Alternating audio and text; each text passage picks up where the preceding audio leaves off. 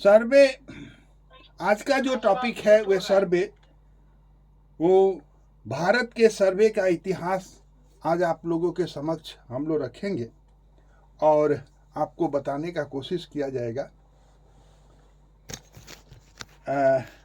सर्वे कलात्मक विज्ञान को कहते हैं जिसमें पृथ्वी की सतह पर स्थित बिंदुओं का समुचित माप लेकर किसी पैमाने पर आलेखन करके उसकी क्षैतिज यानी वर्टिकल और हॉरिजेंटल कागज पर और उनके मध्य लेखाचित्र या मानचित्र बनाया जाता है और इसमें स्केल महत्वपूर्ण अपना योगदान देती है। सवाल यहाँ ये है कि केवल सर्वे ही बता देने से तो काम चलेगा नहीं, यानी सर्वे के इंस्ट्रूमेंट भी होते हैं, सर्वे के मेथड भी होते हैं और कई मेथडों को आपके सामने रखा जाएगा। लेकिन भारत के सर्वे के इतिहास में सबसे पहला जो बात आती है वह आता है स्वामित्व। हम किसी भी क्षेत्र के स्वामित्व को जानने के लिए कि हम कितने बड़े क्षेत्र के मालिक हैं, सर्वे की आवश्यकता पड़ती है। अब मालिक तो आप हो गए, आज जब मालिक हो गए तो हस्तांतरण माने बिक्री भी आप कीजिएगा, तो कितना बिक्री आप कर रहे हैं इसकी भी जरूरत पड़ती है और वे सर्वे के माध्यम से ही हम लोग निकाल पाते हैं। नगरों के मध्य की दूरी, देखिए पहले लोग कहा करता था कि 10 कोस पर वे नगर है, 20 कोस पर वह नगर है, जाने का कोई रास्ता नहीं हुआ करता था, घोड़े से लोग जाया करते थे। लेकिन धीरे धीरे बैलगाड़ी जब आई तो रास्ते की जरूरत पड़ी। अब जब रास्ते की जरूरत पड़ेगी तो स्वाभाविक है कि सर्वे करना अति आवश्यक हो जाएगा, तभी जो है वह सड़क बन सकती थी। आप लोगों ने सुना होगा कि सुरंग, भारत में कई ऐसे सुरंग हैं जो दिल्ली से लेकर के और कलकत्ता, यानी बहुत ऐसे सुरंग हैं। नीचे की ओर सुरंग बनाना उतना ही कठिन काम है, लेकिन ये सर्वे के माध्यम से हम सुरंग भी बना लेते हैं और बना हुआ है, कई ऐसी सुरंग बनी हुई है। आप भी कहते होंगे कि दिल्ली कितनी दूर है, या ये कहते होंगे कि दिल्ली अभी बहुत दूर है। कितनी दूर है? बहुत दूर है, यानी बहुत दूरी पर कोई चीज स्थित है तो हम बार बार कहते हैं अरे जाओ, अभी अभी क्या कर रहे हो, अभी दिल्ली बहुत दूर है। यानी दिल्ली तक पहुंचने के लिए या दिल्ली इंपॉर्टेंट है या वहां रास्ता, ये सारी चीज जो हैं वे सर्वे के माध्यम से ही हम जान सकते हैं। पुराने जमाने में जब बहुत समय पहले, सैकड़ों वर्ष पहले, सिकंदर और गजनवी और गोरी, सिकंदर जब भारत आया तो अपने साथ सैनिक भी लेकर के आया था और रास्ता भी बनाया होगा। तो उनके सैनिकों में इंजीनियर भी हुआ करते थे, सर्वेयर भी हुआ करते थे। बिना सर्वेयर के उतनी दूर से इतना दूर आना संभव नहीं है। इसलिए हमारा जो इतिहास कहता है, हमारी जो बातें कहती हैं, हमारा जो पुराण, महाभारत, ये सारी बातें जो कहती हैं या समझाती हैं हमको, यह साफ जाहिर होता है कि हम उस समय सर्वे करते थे, लेकिन मेथड कुछ दूसरा था।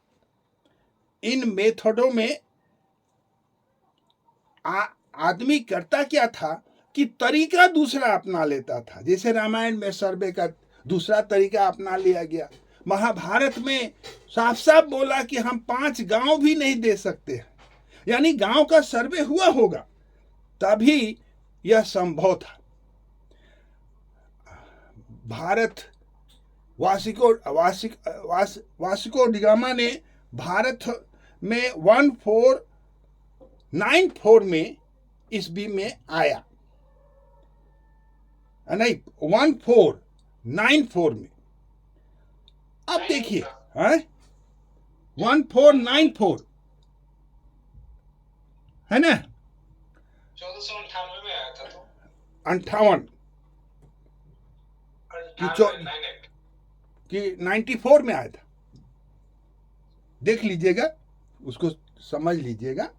देखिए वह आया, और टाइम से हमको मतलब नहीं है, हमको मतलब है कि वह उतने एक समुद्र में आप कहीं भी कोई नया नगर में चल जाइए तो आपको रास्ता नहीं मिलता है, लेकिन वह समुद्र में रातों दिन चल करके और भारत पहुंच गया। ये एक सर्वे का ही देन है, या वे सर्वेयर था, ये हम साफ साफ कह सकते हैं। उसी तरह से जब वह आया तो भारत में आया तो एक गुजराती पंडित ने एक मैप दिया उसको। ये उसकी बहादुरी देख करके एक गुजराती पंडित ने एक मैप दिया। मैप में वह समुद्र का नक्शा बना हुआ था, समुद्रीय तट का नक्शा बना हुआ था। लेकिन सर्वे का विकास सबसे ज्यादा अगर कभी हुआ तो वह हुआ ब्रिटिश शासन में, है ना। ब्रिटिश शासन में, क्यों ब्रिटिश शासन में ज्यादा विकास सर्वे का हुआ? देखिए, उसको मानचित्र की जरूरत थी, इसलिए कि वह सारे ऑफिसर्स तो दूर तक जा नहीं सकते थे, लेकिन मानचित्र के माध्यम से वह समझाता था कि यहाँ पर ये है, यहाँ पर ये है, यहाँ पर ऐसे रास्ता है और ऐसे जाना है। अब जैसे सुरक्षा, मान लीजिए कि कहीं पर दंगा हुआ तो सुरक्षा के दृष्टि से अगर मैप नहीं रहेगा तो हम वहां तक सही समय और सही स्थिति पर नहीं पहुंच पाएंगे। इसलिए पहला जो ध्यान रखा गया ब्रिटिश सरकार के पास ये सर्वे कराने का, तो वह था सुरक्षा। दूसरा था कृषि। अब उसको तो पैसे से, कर से मतलब था। आपके पास अगर 20 कट्ठा है या 20 बीघा है तो 20 बीघा का आपको लगान चाहिए, लेकिन 20 बीघा है या 20 कट्ठा है ये जानने के लिए सर्वे की जरूरत पड़ती थी। कोई भी एग्रीकल्चर, कोई भी कृषि बिना सिंचाई के संभव नहीं है, इसलिए वह सिंचाई के लिए भी सर्वे की आवश्यकता उनको पड़ी। भारत में वन संपदा बड़ी ज्यादा था, आज तो बहुत कम होते गया है। हम लोग जैसे 2 पैर वाले आदमी काट कूट करके बराबर कर दिए। यही कारण है कि ठंडा भी ज्यादा पड़ता है, बरसात कम होती है, यानी तमाम चीज है जो कम होते आई है। तो वन की सुरक्षा और वन को सही समय पर, जैसे मान लीजिए वन में आग लग गया तो कहां पर वन में आग लगा है, हम मैप पे देख करके वहां तक बड़ी जल्दी पहुंच पाते हैं। और ये जरूरत है सर्वे का, तबे सर्वे करके के हम स्थिति को जान सकेंगे। उद्योग में भी ब्रिटिश सरकार को सर्वे की जरूरत पड़ गई। कहाँ कच्चा माल है, कहाँ पर मार्केट है, कहाँ पर और सी बातें हैं, ये जानने के लिए हमें सर्वे उस समय भारत में जरूरत पड़ गई। जो सबसे महत्वपूर्ण सर्वेक्षक थे या महासर्वेक्षक थे, जिनमें पहला नाम आता है लिबर्टन का, जो 1802 ईस्वी में ये महासर्वेक्षक बने थे। और दूसरा नाम आता है जीटी मॉर्गन, और तीसरा सर्वेक्षक का नाम आता है एवरेस्ट, जो 1830 में बने। और इन्होंने सर्वेक्षक पर सर्वे पर बहुत ज़्यादा काम किया। इतना काम किया कि आज जो अक्षांश और देशांतर रेखा आपके पृथ्वी पर दिखाई देती है, इन्हीं लोगों की देन है। इसको चुना गया, सेंटर चुना गया देहरादून।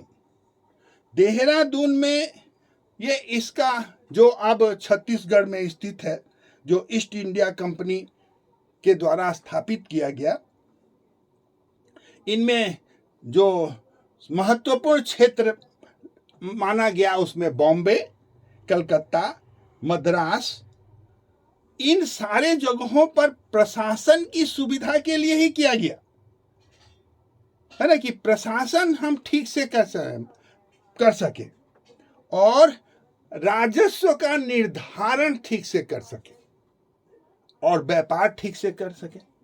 अंग्रेज इन्हीं तीनों चीज के लिए भारत आए थे और ये सारे के सारे लोग जो है समय के आधार पर और इंस्ट्रूमेंट के आधार पर विभिन्न तरह के सर्वेक्षण किए और भारत को, इंडिया को विकास की गति प्रदान किए।